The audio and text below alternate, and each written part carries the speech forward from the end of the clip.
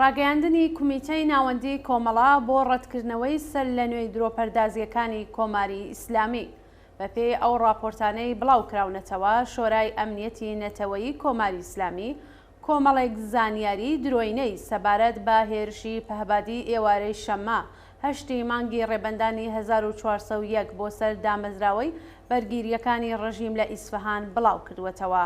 سایتی نور نیوزی سەر بە شۆرای ئەمنیەتی نەتەوەیی حکوومەتی ئیسلامی لەم پەیوەندیەدا نووسیویە کەلوپەلی ئەو پەهبادانەی هێرشەکەیان پێ ئەنجامدراوە بۆ سەر موشتەمای کارخانەی وەزارەتی بەرگری لە ئیسفەهان لەگەڵ مادەی تەقینەوە بە بەشداری و هدایەتی گروپە دژە شۆڕشەکانی کوردی جێگیر لە هەرێمی کوردستانی عێراق هێنراوەتە نێو ئێرانەوە.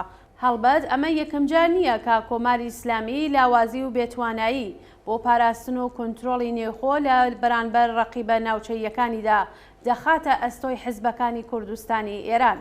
بەڵام وها سیاسەتێک لەلایەن کۆماری ئیسلامیەوە بێجگە لەوەی کە هەوڵدانە بۆ داپۆشینی لاوازی و بێتوانایی دام و دەستگا ئەمنیەتیەکانی ڕژیم لە هەمان حاڵدا هەوڵێکیشە بۆ بەلاڕێدابردنی شۆڕشی ژن ژیان ئازادی کە ڕیشەی لە خەبات و بەرەنگاربوونەوەی 43 ساڵ سەرکوت و دیکتاتۆری مەسهەبیدایە، شۆڕشێک کە لە کوردستانەوە و بە کوژرانی حکوومەتی ژینا ئەمینی دەستی پێکرد.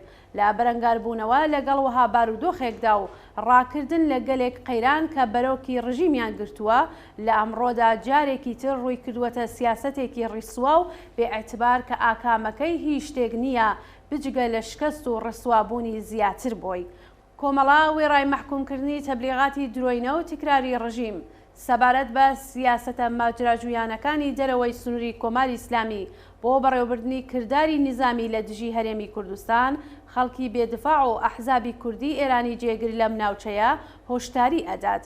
هاوکات داوا لە سەرجەم ڕێکخراو ئەحزاب و ناوەندە پێشکەوت و خوازەکان چەپ و مرۆڤ دۆستەکان دەکات بەرەنگاری کردداری نظامی و دژە ئینسانیەکانی کۆماری ئیسلامی ببنەوە.